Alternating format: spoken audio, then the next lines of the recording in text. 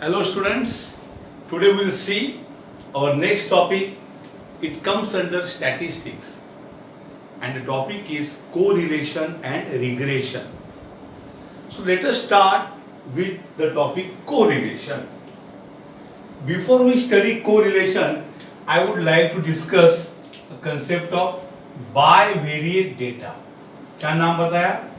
Bivariate data. Bi means two, variate for variable. So it is a two variable data. Means what? Suppose we have a pair, mass in mass and marks in statistics. We call them as a pair X and Y. So this data is known as a bivariate data. There are two variables. Such data is there. Okay? या फिर marks in physics and marks in chemistry. Why marks? Income and expenditure of 10 families, 100 families. Then production and cost, supply, demand and supply. Some data you can always collect from the market. Such data is called bivariate data. Now such collected data X and Y, we are really interested whether there is any relation between this.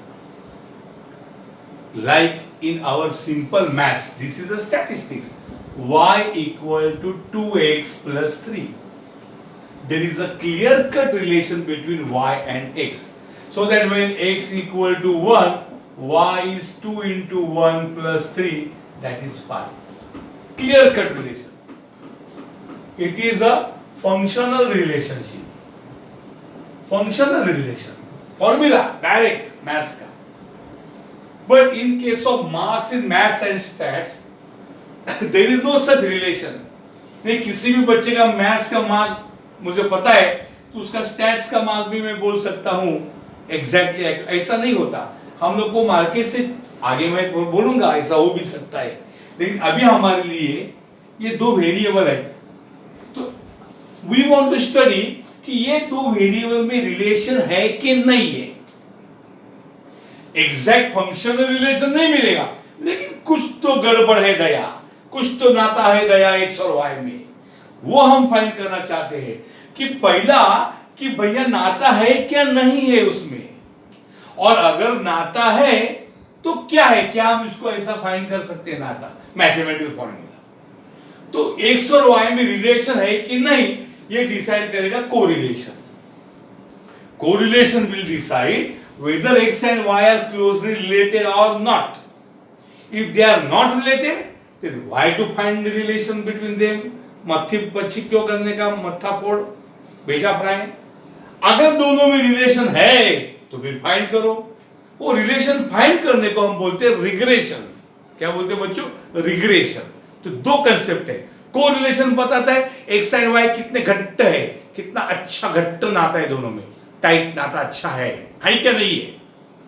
नहीं है छोड़ दो. है तो क्या नाता है वो रिग्रेशन बताएगा, है कि नहीं है कोरिलेशन बताएगा. अंडरस्टूड? अब कोरिलेशन यानी एक्स और वाई में नाता है कि नहीं ये डिसाइड करना. बराबर 50-60 लोगों के मैथ्स और स्टैट्स के मार्क्स मैंने मंगाए क्लासरूम से. वर्तक इंजीनियरिंग कॉलेज या मिठी भाई कॉलेज मैथ्स एंड स्टैट्स, चलो 100 बच्चों का डेटा मेरे पास घर पे भेज दो. तो मैं उसको प्रोसेस करूंगा. कैसे प्रोसेस करूंगा? मैं उसका डायग्राम ड्रॉ करूंगा. उसको बोलते हैं स्कैटर डायग्राम. क्या बोलते हैं बच्चों? Scatter diagram. फिर थोड़ा गीला हो गया है बोर्ड. तो वो स्कैटर डायग्राम एक उसमें रिलेशन है. उसके पहले थोड़ा मैं अभी और कुछ बोलता हूं. एक्स और वाई में रिलेशन क्या हो सकता है? कोरिलेशन. एक्स की वैल्यू इंक्रीज हो गई और वाई की वैल्यू भी इंक्रीज होती है तो इसको बोलते हैं पॉजिटिव कोरिलेशन. बराबर. एक्स की वैल्यू इंक्रीज हो गई तो y की वैल्यू डिक्रीज होती है, उसको बोलते हैं नेगेटिव कोरिलेशन। अंडरस्टूड? ओके, जैसे पॉजिटिव का example, yes mass in mass and stats. एक टेंडेंसी है, अगर मास इन मास ज्यादा है तो स्टैटिस्टिक्स के मार्क भी ज्यादा ही होंगे, क्योंकि वो मैथ्स में होशियार तो स्टैट्स में होशियार होगा ही वो, in general, exception can be there. ये उल्टा रिलेशन के लिए मैं बोल सकता हूं आपको, इसके लिए एग्जांपल कौन सा बताऊं? हाँ, जितना टेलीविजन का सेट टॉप क्या बोलते हैं बॉक्स, जितना सेट टॉप बॉक्स की बिक्री बढ़ती है उतना थिएटर में अटेंडेंस कम हो सकता है। देख, नेगेटिव कोरिलेशन कि लोग घर पे बैठ के ज्यादा पिक्चर देख सकते हैं। ओके, या फिर डिमांड सप्लाई, अगर डिमांड बढ़ गया तो सप्लाई कम पड़ सकता है। डीमार्ट में जाओ, दिवाली के टाइम ये डिमांड बहुत बढ़ता है, ये रश होता है, तो कुछ चीजें मिलती नहीं, अभी दिवाली आने वाली है, कुछ चीजें मिलती नहीं है जो चाहिए, वो शॉर्टेज हो जाता है, सप्लाई में इफेक्ट होता है। नेगेटिव कोरिलेशन होते हैं। जब एक अवेलेबल बढ़ता है तो दूसरा भी बढ़ता है, पॉजिटिव, एक बढ़ेगा दूसरा कम होगा, नेगेटिव कोरिलेशन। लेकिन हमको ये कैसे पता चले, इसलिए एक सिंपल सा टेक्निक है, वो है, पहला टेक्निक है तुम्हारा स्कैटर डायग्राम। क्या टेक्निक है? Scatter diagram. दूसरा टेक्निक है कार्ल पियर्सन। कौन? Karl Pearson correlation coefficient find करो, कोरिलेशन कोएफिशिएंट लगा। और तीसरा है रैंक कोरिलेशन कोएफिशिएंट।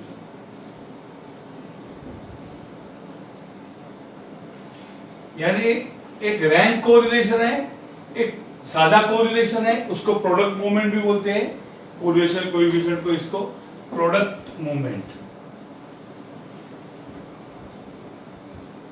नाम उतना फेमस नहीं है।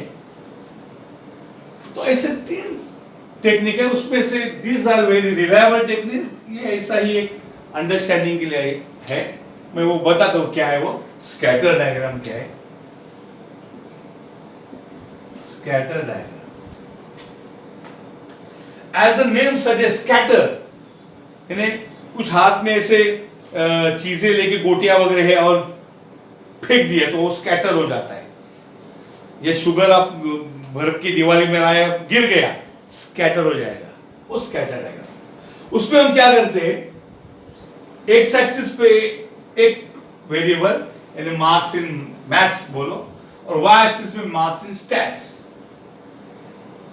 जो भी कुछ 2 वेरिएबल है, बाई वेरिएट डेटा, एक एक्स और एक वाई, तो जो भी जोड़ी आएगी x1, 2 यानी x1 है तो y2, मैंने इसको प्लॉट किया।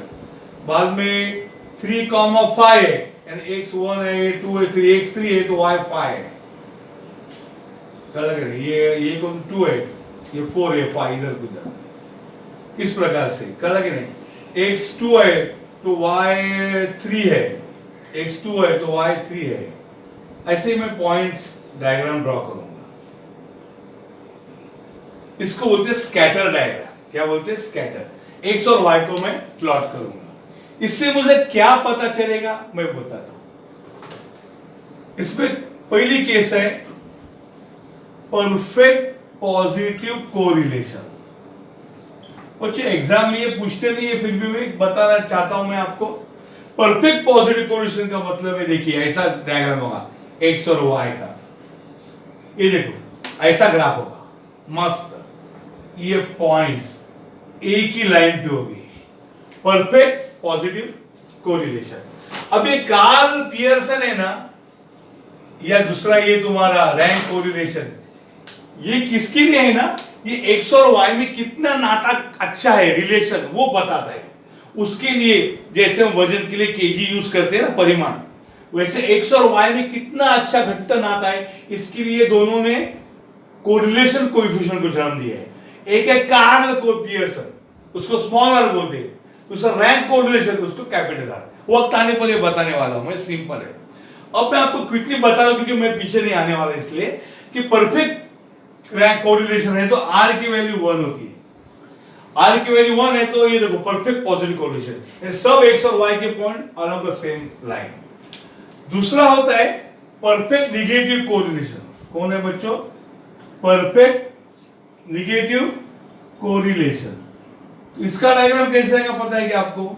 ये देखो, ये x होगा, ये y होगा, तो इस प्रकार का ये x और y ना, marks in maths and stars, एकदम ऐसे बच्चे स्टडी कर रहे हैं ना के पास, ये परफेक्ट पॉजिटिव, ये परफेक्ट नेगेटिव में r -1 है तो ऐसा चित्र होगा आपके सामने। ये एक जनरल है x और y में। जब x और y में पॉइंट प्लॉट करता हूं तो जो स्कैटर डायग्राम आता है, कभी कभी स्कैटर डायग्राम एकदम स्ट्रेट लाइन पे आती है, सब पॉइंट एक लाइन पे, जिसमें x बढ़ता है तो y भी बढ़ता है, तो perfect positive R1, perfect negative R-1।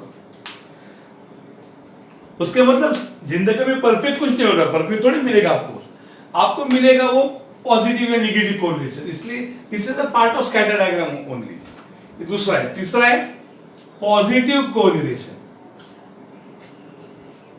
Not a perfect positive but positive. हाँ, इसमें ये x होगा बच्चों और ये y होगा, तो ऐसा होगा।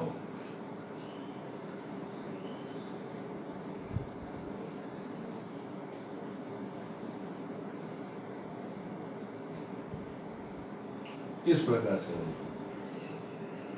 कि इसमें पैटर्न दिखता है कि x बढ़ता है तो y बढ़ता है। एनीबॉडी कैन से कि x इंक्रीज हो रहा है तो y भी इंक्रीज हो रहा है। इस प्रकार का ये पॉइंट्स है। Marks in maths, marks in stats कि 100 बच्चों के 200 के कि एक पता चलता है कि x इंक्रीज y इंक्रीज, इसमें r इज पॉजिटिव। उसके बाद नेगेटिव कोरिलेशन होता है। What is negative correlation? इसमें भी एक ट्रेंड पता चलता है। ये पॉइंट्स है x और y के,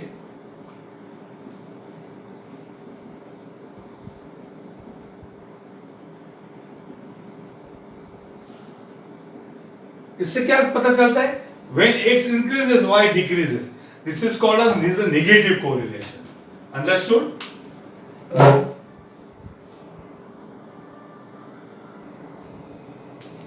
So student, this is a negative correlation where you can see if x increases y decreases or x decreases y increases. In general, x increase y decrease, negative slope. In general, x increase y increase, positive slope. So r is positive and here r is negative, which is प्रकार का. And there is one more case students, it's called no correlation. No correlation or zero correlation. Zero correlation. So the graph will be something like this, where you have got x-axis and y-axis, and there is nothing like correlation. ये point कुछ भी ऐसे आड़े टेढ़े कुछ relation नहीं, ना x बढ़ रहा है ना y बढ़ रहा है, कुछ भी नहीं, क्या कुछ संबंध नहीं। जैसे marks in Marathi and marks in maths, उस प्रकार से हो सकता है। मतलब कुछ लॉजिक ही नहीं है।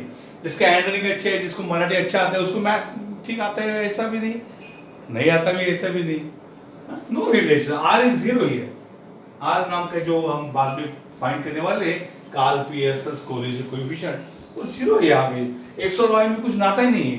एक्स बढ़ेगा तो वाई बढ़ता भी है, कम भी होता है, कुछ रिलेशन ही नहीं। ओके, इस प्रकार से हम लोग समझ सकते हैं कि कोरिलेशन मींस जो बाइवेरिएट डेटा है, two variable x and y, इसमें नाता है कि नहीं, ये डिसाइड करना है, यानी कोरिलेशन कोएफिशिएंट। उसके लिए आर फाइंड करना। आर माने एक्स और वाई के बीच का एक बंधन का मेजरमेंट तोल रहे हो, एक्स और वाई में कितना बंधन है, कितना नाता है।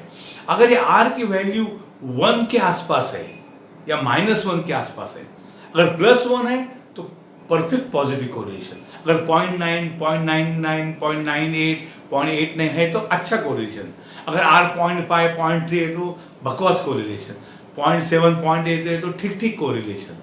वो हमें उससे ज़्यादा लेना देना नहीं, हम खाली कोरिलेशन सीख रहे हैं। अगर R -1 है तो परफेक्ट नेगेटिव कोरिलेशन, x बढ़ रहा है तो y परफेक्टली घट रहा है, इस प्रकार से। अगर R 0 है तो कुछ नाता ही नहीं है, तो रिग्रेशन करना ही नहीं है। अगर नाता ही नहीं तो फाइंड क्या करोगे? कोरिलेशन मतलब नाता है कि नहीं, रिग्रेशन का मतलब है नाता फाइंड करो, वो मजेदार चीज है। ओके, अब प्लीज कॉपी दिस। कुछ इस प्रकार से बाइवेरिएंट डेटा यहां से आके बाद में हम लोग यहां आ गए इस प्रकार से। Okay,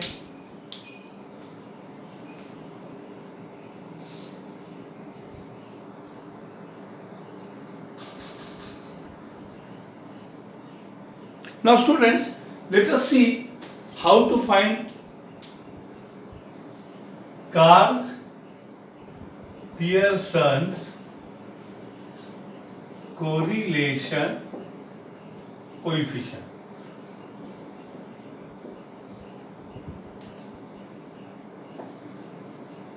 It is denoted by R.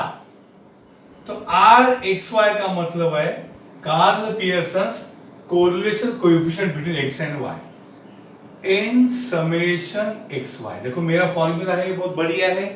Again मैं कुंभोजकर साहब से थोड़ी माफी मांग के मॉडिफाई कर रहा हूँ। फॉर्मूला सेम है लेकिन ये समझने के लिए उसकी सिमेट्री बहुत जबरदस्त है, believe me. N summation x y minus summation x summation y upon root n summation x square minus summation x the whole square y के साथ n summation y square minus summation y the whole square। इस प्रकार से ये है। Okay, where what is n? n is total number of pairs of data, bivariate data है x और y, कितने पेयर है वो, मैथ्स इन मार्क्स, स्टैट्स के मार्क्स कितने 10 है बन रहा है, वो n है। बाकी कुछ नहीं। आपको क्या क्या फाइंड करना है? आपको x और y दिया रहेगा तो x y फाइंड करना है, आपको x स्क्वायर और y स्क्वायर फाइंड करना है और समेशन फाइंड करना है। ओके, बट इस r को और एक मजेदार तरीके से मैं लिख सकता हूं। ये r की कुछ प्रॉपर्टीज है। क्या प्रॉपर्टीज है? कि ये R है ना, ऑलवेज -1 और 1 के बीच में रहेगा। ये कोरिलेशन कोएफिशिएंट है ना, it is always between -1 and +1। It can be 0 also. 1 से कभी ज्यादा नहीं होगा, -1 से कम नहीं होगा। दूसरी बात, R is not changed by shifting of origin. आप डरोगे, क्या बोल रहे सर? मैं बताता हूं। शिफ्टिंग का ओरिजिन मतलब क्या? एक्स और वाई आपको दिया है, ये मारे तो भी मोटे मोटे डेटा, 101, 102, 99, 90, ये वाई है 301, 302, 299, 298, ये बड़े बड़े बड़े एक्स और वाई है। बाबा तो फिर मुझे समेशन एक्स लगेगा ना, मुझे समेशन वाई लगेगा ना, बाद में मुझे x इंटू वाई करना पड़ेगा। और इधर एक्स वाई के 100 गुणे 300, 100 इंटू 302, इधर सब ऐड करेंगे तो समेशन एक्स वाई मिलेगा। समझे कि नहीं? अब बाद में मुझे एक्स स्क्वायर करना पड़ेगा, इस एक्स का स्क्वायर मोटा का, या उसका समेशन एक्स स्क्वायर करना पड़ेगा। बाबा मुझे वाई स्क्वायर करना पड़ेगा, या समेशन वाई स्क्वायर करना पड़ेगा। और ये सब मोटे मोटे नंबर यहाँ डाल के आर फाइंड करना है। बहुत बड़ा होगा। इसीलिए क्या करो भैया, आप x को मोटा मोटा देखो, x कहाँ है? x 100 के आसपास नाच कर रहा है। तो नया आदमी लो u, क्या लो u, वो लिखो x -100 करो बिंदास, तो x छोटा हो जाएगा। जैसे x जब 100 है तो u होगा 100 -100 0। जब x 101 है u होगा 101 -1 1। जब x 102 है तो u होगा 102 -100 2। जब x 99 है तो u होगा 99 -100 -1। ये छुट्टा हो जाएगा u, छुट्टा। वैसे v हम क्या करेंगे? v करेंगे y -300, क्योंकि y 300 के आसपास नाच रहे हैं। हमने दो इनवाइट किए नए वेरिएबल, x का नाते हुए u और y का नाते हुए v, और उनको छोटा कर दिया। तो y हो जाएगा इधर 1 इधर 2 -1 -2। और इन छोटे u और v बच्चों के साथ खेलना बड़ा मजेदार होगा। तो मैं यहाँ पे u का u स्क्वायर करूंगा, v स्क्वायर करूंगा, मतलब जो मैं x और y के साथ करूंगा वो u और v के साथ करूंगा, फिर भी r में फर्क पड़ेगा नहीं। यानी दैट इज अगर u मैंने लिया x माइनस a और v लिया y माइनस b, जैसे u is x minus 100, v is y minus 300, तो ये जो u और v आएगा उसका r u v में फाइंड करूंगा। r u v क्या होगा? n समेशन x और y के जगह u v minus summation u summation v upon root n summation u square minus summation u the whole square n summation v square minus summation v the whole square. जो मैंने x और y के साथ किया था वही u और v के साथ हो, बट मजा क्या आएगा? u भी बहुत छोटा होगा, u इंटू v, 0 1 दा 0, 1 2 दा 2, 2 इंटू माइनस 2 2, ऐसे छोटे छोटे u भी आएंगे, कैलसी की जरूरत नहीं है। और आश्चर्य ऐसा है, आश्चर्य यह है कि r x y is same as r u v। ये जो r x y के साथ आप फाइंड कर रहे थे मोटे मोटे calculation, it is same as r u v, तो why not find r u v? और ये जो मैंने किया x को छोटा करना, x u में u is x minus 100, v is y minus 300, इसको बोलते हैं शिफ्ट ऑफ ओरिजिन, ओरिजिन को शिफ्ट करना। और ऐसा ओरिजिन शिफ्ट करने से जो नए u और v आते, चिकने चुपड़े छड़पातल छोटे लूजिंग वेट करके जो आते हैं चिकने, वो r को चेंज नहीं करते। ये हमने बड़ा प्रॉपर्टी अभी देखा, समझे? Please take down. अब आपको और एक इंटरेस्टिंग बात बताता हूं। मैंने यहां क्या किया? u इज x माइनस 100 ऐसे अंदाज से किया, यानी x माइनस a और एक y माइनस b। अगर मैं u को x माइनस x बार करता हूं एंड v को y माइनस y बार करता हूं, यानी अगर मैं x का मीन फाइंड करता हूं x बार और u x माइनस 100 करने से अच्छा x बार करूंगा, अब x बार 99 हो सकता है, और v y माइनस y बार करूंगा, y बार आपको 302 हो सकता है। तो गम्मत ऐसी होगी कि समेशन u यानी summation x minus x bar is always 0, summation of any number about its mean always 0, and summation v summation y minus y bar you can check it always 0 आता है। इसलिए हमारा r u v का formula होगा only when u is x minus x bar and v is y minus y bar, then r u v becomes n summation u v minus summation u 0 summation v 0 upon root n summation u square minus summation u कौन है? 0 square। Okay, यहां पे n summation v square minus summation v कौन है बच्चों? 0 उसका square. Understood? ये summation v है, summation v square minus summation v whole square. Understood? इस प्रकार से इट बिकम 0। तो फंक्शन क्या होगा r u v का? n summation u v upon root n summation u square, and ये हो जाएगा n समेशन v स्क्वायर, बराबर? इस प्रकार से, क्योंकि ये सब 0 है, ये हो जाएगा n summation u v upon n into n square summation u square summation v square, n summation u v n square का रूट n स्क्वायर रूट के बाद n होगा और रूट में होगा summation u square summation v square, आइए n cancel, so r u v होगा in that case summation u v upon root summation u square summation v square.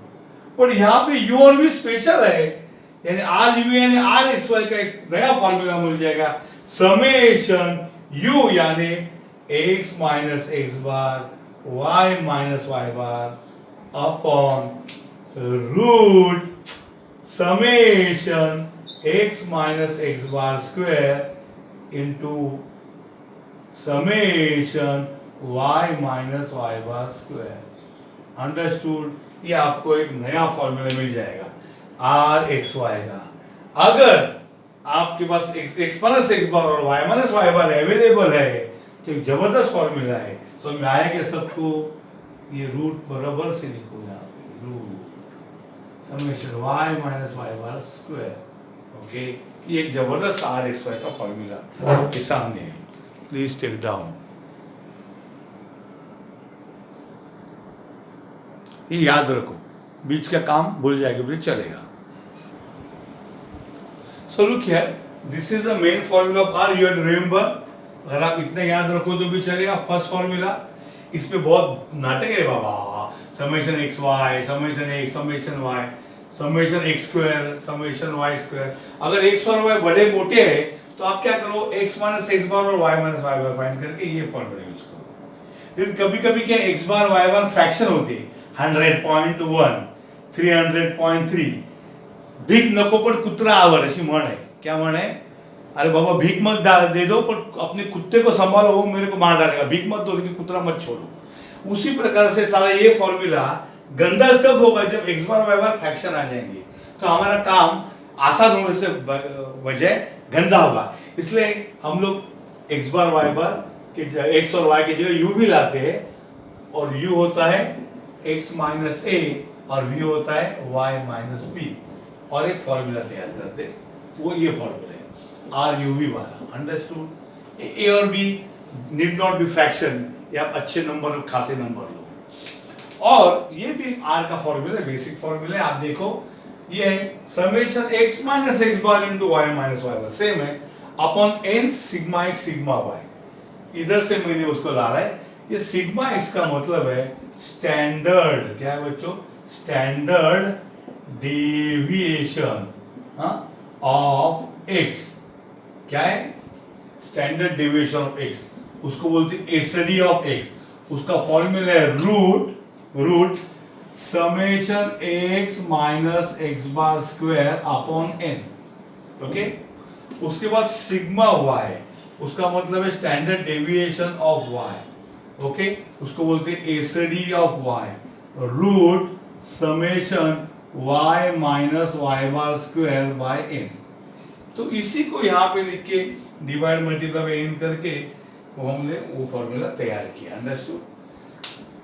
तो ये फॉर्मूला और ये फॉर्मूला एकदम मिलते जुलते हैं। ये सॉरी, ये फॉर्मूला ये फॉर्मूला। अंडरस्टूड?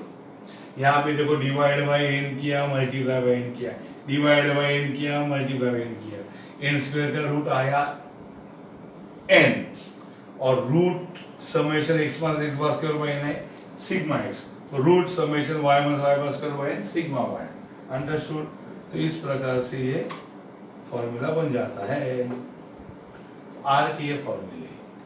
और भी केस को कोवेरिएंस बोलते हैं बच्चों। ये जो पार्ट है ना, ये जो है ना पार्ट, मैं इसको रेड कर ब्लैक करता हूँ, उसको बोलते हैं covariance of x y upon sigma x sigma y. ये रेड कलर में लिखता हूँ मैं, कॉव एक्स वाई अपॉन इस रेड कलर है ना, summation x minus x bar y minus y bar by n को बोलते हैं cov x y upon sigma x। ये भी आर का फॉर्मूला चलता नहीं है, कोवेरिएंस हम यूज नहीं करते, but you should have it. चलो बुक में दिए। अंडरस्टूड? इस रेड वाले को कॉव एक्स वाई बोलते हैं अपॉन सिग्मा। ओके, सही बात।